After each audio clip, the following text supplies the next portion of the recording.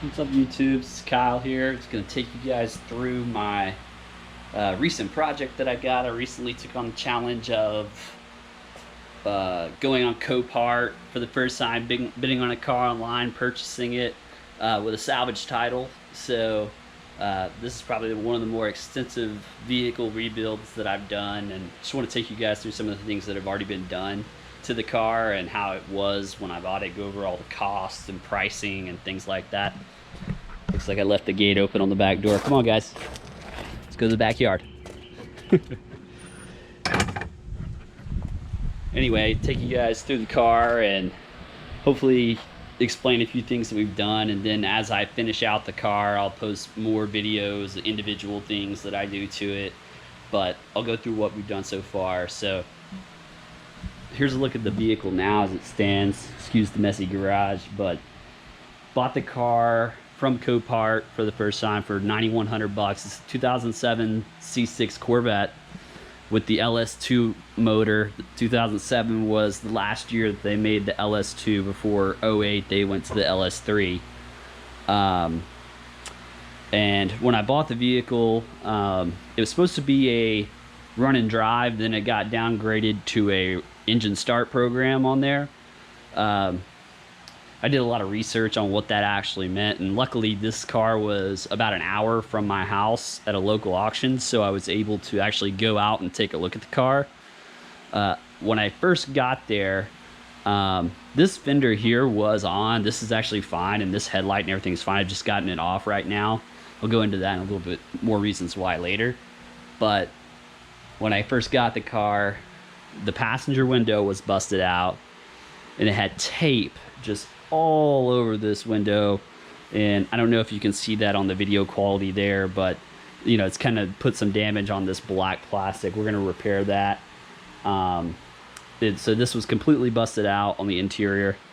And the main damage is clearly like a side impact to the vehicle. The frame looked straight when I got there, other than this piece of the bumper, which essentially is non-functional. It doesn't attach to anything, so this wasn't a big concern for me for this being bent out the way it is.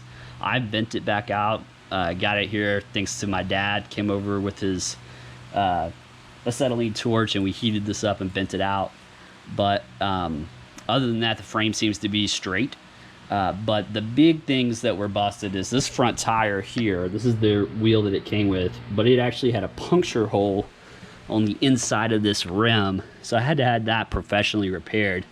Other than that, all the other repairs on the vehicle I've done myself. So right now, when we bought the car, this control arm here was completely busted. We replaced that. The knuckle, this interior piece here that holds the wheel hub, was completely cracked from the impact. Luckily, this steering rod was fine, but the ball joints have also been replaced. So we replaced the knuckle, replaced the ball joints.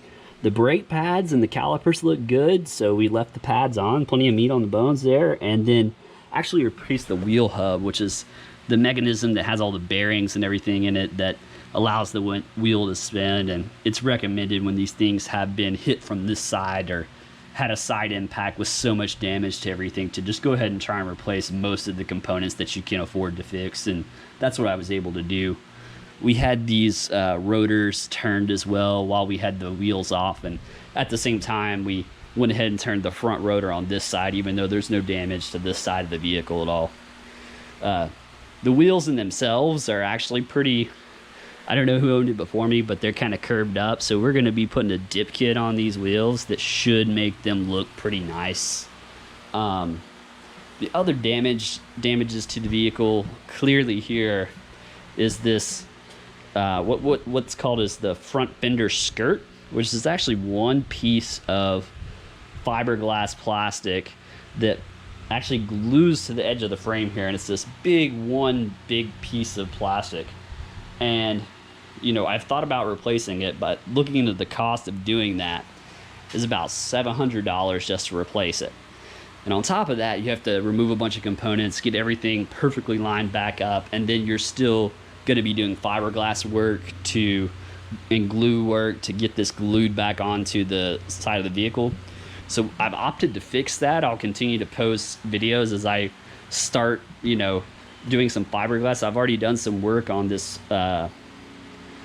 front fender here, body work using fiberglass and Bondo and stuff. So I'm experimenting with that, seeing how that's going. It's really rough right now. This is the first application of the fiberglass, but we'll get there with it.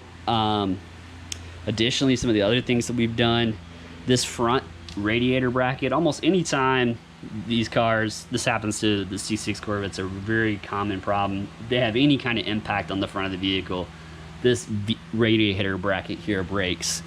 All this radiator bracket, dude, the function of this component is just to provide support and hold the radiator up to the right position. It keeps it up into the right mount into the vehicle.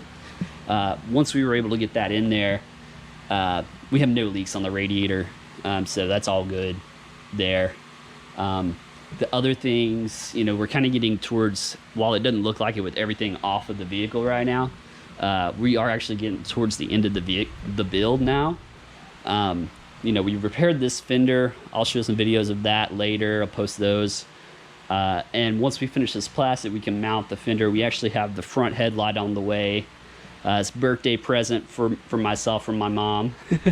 And a new front bumper cover also on the way. So birthday's this weekend. It's supposed to be here on Monday, so I'm sure I'll spend that following weekend getting this thing all up and wire up the headlight, get everything mounted up, and then we'll be ready for inspection. So that's just a quick overview of the car for now. I'll go one last thing is, when I bought this car, it was supposed to be an engine start program, which means when you get in the car, the engine's supposed to start, just like it sounds. However, that's not what happened at all. We got the car, got back to the house, couldn't get the car out of park. It literally would not shift out of park. There's a common issue with these shifter knobs on the inside of these Corvettes, where there's a component in there that has a little like an electronic module. I don't know what it's called. It's a little component that sits on the inside of the shifter here. And anyway, it's a little relay. It ends up failing after a certain amount of time, and essentially you can remove this little piece and you can shift it out. Well, was able to do that, and that definitely was an issue. However, once we were able to shift it out of park and into neutral, it still didn't want to come out of out of neutral. So found out that the linkage cable, the connector where the actual, when you shift the vehicle, the rod that goes to the actual transaxle instead of the transmission for this car, had actually come off. And really, there's just this small little $2 piece from any auto parts store. It's a little rubber grommet that you can plug into the hole and connect your shifter link back to the transaxle, and that's all that this required. Now, in order to do that, you've got to drop the entire exhaust, so that was fun to do on the first day as we got the vehicle here, and then it still wouldn't start. All of that being said, the vehicle cranked, it acted like it wanted to start, and it would never start. Well, turns out that at some point this vehicle had an issue with the fuel pump relay. It's a pretty common, I wouldn't say common, but it's a known issue that these can have. In the fuse box here on the front of the car, you have all these different electronic relays.